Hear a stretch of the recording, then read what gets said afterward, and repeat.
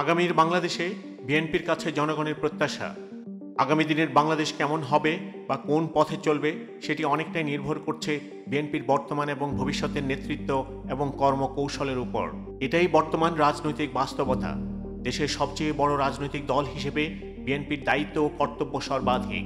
দেশের জনগণ প্রত্যাশা করে বিএনপি একটি কার্যকর, সুসংগঠিত এবং দূরদর্শী দল হিসেবে রাষ্ট্র পরিচালনার জন্য প্রস্তুত একটি পরিপূর্ণ রাজনৈতিক শক্তিতে পরিণত হবে। বিএনপির সামনে যেমন রয়েছে ভয়াবহ চ্যালেঞ্জ, তেমনি রয়েছে সীমাহীন সম্ভাবনা। এই চ্যালেঞ্জগুলোকে বিএনপি কিভাবে মোকাবিলা করবে এবং সম্ভাবনাগুলোকে কিভাবে কাজে লাগাবে সেটি এখন দেখার বিষয়। রাষ্ট্র পরিচালনার জন্য মোটা দাগে বিএনপির কাছে জনগণের যে সকল প্রত্যাশা রয়েছে: তরুণদের আত্মত্যাগকে সর্বোচ্চ সম্মান দেওয়া। বাংলাদেশের তরুণ ছাত্র জনতা যাদের মহান আত্মত্যাগের মধ্য দিয়ে 2024 বিপ্লব সফল হয়েছিল, তাদের অনুভূতিতে আঘাত লাগে এমন কোনো কর্মকাণ্ড বা বক্তব্য বিএনপির পক্ষ থেকে কোনোভাবেই প্রশ্রয় দেওয়া যাবে না। তরুণদের আকাঙ্ক্ষা এবং প্রত্যাশাকে সর্বোচ্চ গুরুত্ব দিতে হবে। বিএনপির ভবিষ্যৎ যে কোনো রাজনৈতিক পরিকল্পনায় তাদের সক্রিয় অংশগ্রহণ নিশ্চিত করতে হবে। রাষ্ট্রবিরোধী ষড়যন্ত্র, অন্যায় অবিচারের বিরুদ্ধে দলমত নির্বিশেষে তরুণদের পাশে রাখতে হবে।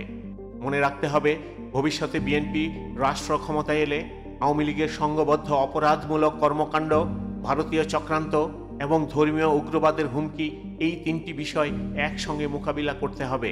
তরুণদের আস্থা এবং সমর্থন ছাড়া এ যুদ্ধ জয় অসম্ভব। ভারতীয় আধিপত্যবাদ এবং বিদেশি প্রভাব মুক্ত থাকা। বাংলাদেশের রাজনৈতিক সিদ্ধান্ত ও নীতিমালাগুলো যেন বিদেশি শক্তির দ্বারা নিয়ন্ত্রিত না হয়, তা নিশ্চিত করতে হবে। জুলাই বিপ্লব পরিষ্কারভাবে দেখিয়ে দিয়েছে, জনগণ আর কখনো ভারত বা অন্য কোনো শক্তির কাছে নতজানু হতে চায় না। আওয়ামী লীগ ছাড়া দেশের কোনো জনগোষ্ঠী ভারতীয় আধিপত্য মেনে নেবে না। বিএনপির নেতৃত্বে কোনোভাবেই দিল্লির গোলামির ছাপ দেখা যাওয়া চলবে না। যে কোনো ভারতীয় এজেন্ডার বিরুদ্ধে দৃঢ় অবস্থান নিতে হবে এবং বিএনপির প্রতিটি কর্মসূচিতে এই বার্তাটি স্পষ্টভাবে প্রতিফলিত হতে হবে। গণহত্যার বিচার নিয়ে কোনো শৈথিল্য না দেখানো। 2024 গণহত্যার জন্য দায়ী ব্যক্তিদের দ্রুত বিচার দাবিতে সরকারের উপর ক্রমাগত চাপ সৃষ্টি করতে হবে। ন্যায় বিচার প্রতিষ্ঠায় এক বিন্দু শৈথিল্য জাতির সঙ্গে বিশ্বাসঘাতকতার সামিল হবে। আগামীর বাংলাদেশের ভবিষ্যৎ এই বিচার প্রক্রিয়ার সাফল্যের উপর অনেকাংশে নির্ভর করছে। জুলাইয়ের বিপ্লবদের শহীদ এবং আহতদের প্রতি দায়িত্ব পালন। জুলাই বিপ্লবে আহতদের সর্বোত্তম চিকিৎসা এবং শহীদ পরিবারের জন্য যথাযথ আর্থিক সহায়তা নিশ্চিত হচ্ছে কিনা তা নিয়মিত পর্যবেক্ষণে রাখতে হবে। প্রয়োজনে দলীয় ও রাষ্ট্রীয় উদ্যোগে তা বাস্তবায়ন করা নিশ্চিত করতে হবে। ডক্টর ইউনূস ও অন্তর্বর্তীকালীন সরকারের সঙ্গে সুসম্পর্ক বজায় রাখতে হবে। বর্তমান অন্তর্বর্তীকালীন সরকারের সঙ্গে বিএনপির সহযোগিতামূলক সম্পর্ক অক্ষুণ্ণ রাখতে হবে। বিশেষত প্রধান উপদেষ্টা ডক্টর মোহাম্মদ ইউনূসের সঙ্গে সম্পর্ক যেন কোনোভাবেই খারাপ না হয় সে বিষয়ে সতর্ক থাকতে হবে।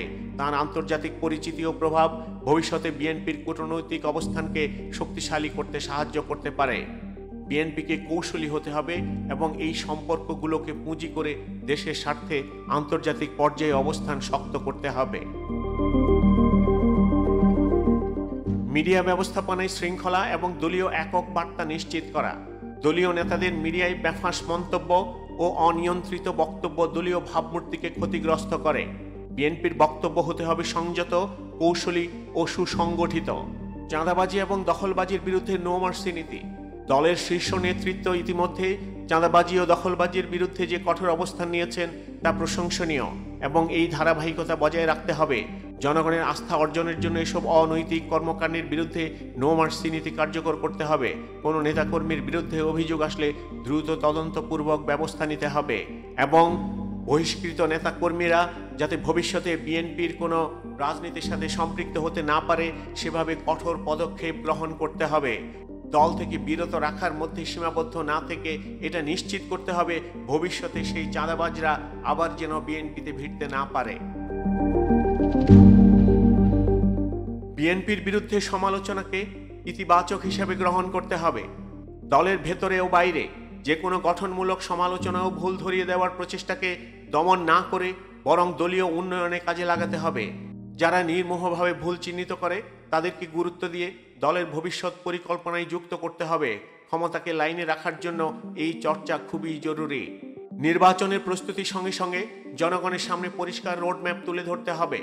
দ্রুত নির্বাচনের জন্য সরকারকে চাপে রাখার পাশাপাশি বিএনপি নির্বাচিত হলে কিভাবে রাষ্ট্র পরিচালনা করবে, জনগণের প্রত্যাশা কিভাবে পূরণ হবে তা নিয়েই বেশি ফোকাস করতে হবে।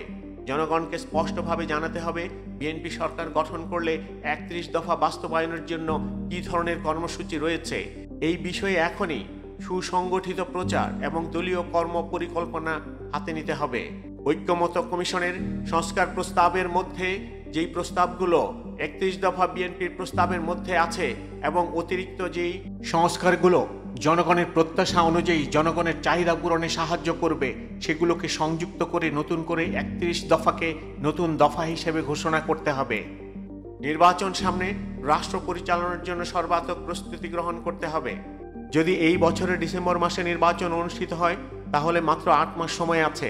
এই স্বল্প সময়ের মধ্যে বিএনপিকে নিতে হবে ব্যাপক প্রস্তুতি।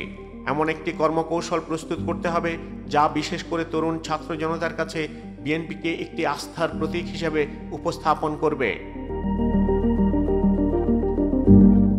দেশ পরিচালনায় বিএনপির কোথায় কোথায় দুর্বলতা রয়েছে তা নির্ণয় করতে হবে এবং সেই দুর্বলতাগুলোর সমাধানে নির্দিষ্ট কর্মপন্থা গ্রহণ করতে হবে। বিএনপির সিনিয়র নেতৃবৃন্দের মধ্যে কোনো ভার্চুয়াল লিডার থাকা চলবে না। যদি সত্যিকার অর্থে জনগণের জন্য কথা বলতে হয় তাহলে জনগণের ভূমিতে এসে জনগণের কথা বলতে হবে। সরকার তখনই শক্তিশালী হয় যখন ক্ষমতায় আসার আগেই প্রতিটি খাতের জন্য দক্ষ, অভিজ্ঞ, চৌকস এবং নীতিবান একটি টিম প্রস্তুত থাকে। এই টিমগুলোর কাজ হবে খাত ভিত্তিক স্বল্প ও দীর্ঘমেয়াদী কৌশল নির্ধারণ করা এবং সেই অনুযায়ী স্পষ্ট রোডম্যাপ তৈরি করা। সংস্কার বাস্তবায়নের জন্য এখনই টিম গঠন করা, যারা সংশ্লিষ্ট খাতের অভিজ্ঞজনদের সঙ্গে মত বিনিময়ের মাধ্যমে বাস্তব ভিত্তিক কর্ম পরিকল্পনা প্রণয়ন করে তা জনগণের সামনে উপস্থাপন করবে। যদি বিএনপি ক্ষমতায় আসে তাহলে কিভাবে উক্ত সংস্কারগুলো বাস্তবায়ন করবে, কোন নেতা কোন খাতকে নেতৃত্ব দেবেন, কে মন্ত্রী হবেন বা কোন প্রতিষ্ঠান পরিচালনার দায়িত্ব পাবেন তা আগেভাগেই মোটামুটি নির্ধারণ করে রাখা প্রয়োজন। সরকার গঠনের পর দেখা যায় অনেক সময় যারা মন্ত্রী হন তাদের কাছে সংশ্লিষ্ট মন্ত্রণালয় ও অধীনস্থ সংস্থাগুলো সম্পর্কে পর্যাপ্ত জ্ঞান বা বোঝাপড়া থাকে না। বিষয়ভিত্তিক দক্ষতা না থাকায় তারা নীতিমালা প্রণয়ন বা বাস্তবায়নে দুর্বলতা দেখান এবং এতে সরকার অকার্যকর হয়ে পড়ে। ফলে বিএনপির উচিত হবে আগেই যোগ্য, অভিজ্ঞ ও প্রস্তুত প্রার্থীদের চিহ্নিত করা এবং তাদের যথাযথ প্রশিক্ষণ এবং প্রস্তুতির ব্যবস্থা করা, যেন ভবিষ্যতে সরকার কার্যকর এবং গতিশীল হয়। দেশ বিদেশের বিভিন্ন বিষয়ে অভিজ্ঞ এমন অনেক পেশাজীবী ও দক্ষ ব্যক্তি রয়েছেন যারা কোনো রাজনৈতিক দলের সঙ্গে সরাসরি যুক্ত নন কিন্তু দেশের কল্যাণে কাজ করতে আগ্রহী। তাদের খুঁজে বের করে বিএনপি যদি সম্মানজনকভাবে যুক্ত করতে পারে তবে অনেক ক্ষেত্রেই তাদের দিয়ে যুগোপযোগী নীতি প্রণয়ন এবং প্রয়োগের সুযোগ তৈরি হবে। রাষ্ট্রীয় প্রতিষ্ঠানগুলোর সংস্কার হবে সবচেয়ে দীর্ঘমেয়াদী এবং কঠিন কাজ। যুগ যুগ ধরে চলে আসা অনেক নিয়ম নীতির পরিবর্তন সহ অর্থবহ প্রাতিষ্ঠানিক সংস্কারের জন্য প্রয়োজন হবে একটি দূরদর্শী, সাহসী এবং ডেডিকেটেড টিম যারা এসব কাঠামোগত সংস্কারের জন্য প্রস্তুত থাকবে। এই প্রস্তুতি সরকার গঠনের আগেই শুরু করতে হবে। তরুণদের জন্য কর্মসংস্থান সৃষ্টি ও দক্ষ মানব সম্পদ গঠনের জন্য এখন থেকে একটি সমন্বিত কর্ম পরিকল্পনা গ্রহণ করতে হবে এবং জনগণের সামনে তা উপস্থাপন করতে হবে। ব্যাপক কর্মসংস্থান সৃষ্টি না করতে পারলে সব কিছু এলোমেলো হয়ে যাবে। বিএনপির দুর্বল ক্রাইসিস ম্যানেজমেন্ট কাঠামোকে উন্নত করতে হবে। ক্ষমতায় আসার পর কোনো দলই সহজে রাষ্ট্র পরিচালনা করতে পারবে না, এটাই বাংলাদেশের বাস্তবতা।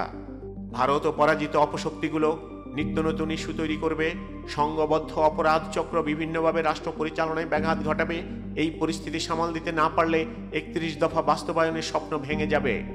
এজন্য এখন থেকে একটি দক্ষ জরুরি সংকট ব্যবস্থাপনা টিম গঠন করতে হবে যারা রাজনৈতিক, প্রশাসনিক, কূটনৈতিক সব ধরনের চ্যালেঞ্জ মোকাবিলায় প্রস্তুত থাকবে। পরিকল্পনা বাস্তবায়ন কাঠামো এখন থেকে স্থাপন করতে হবে।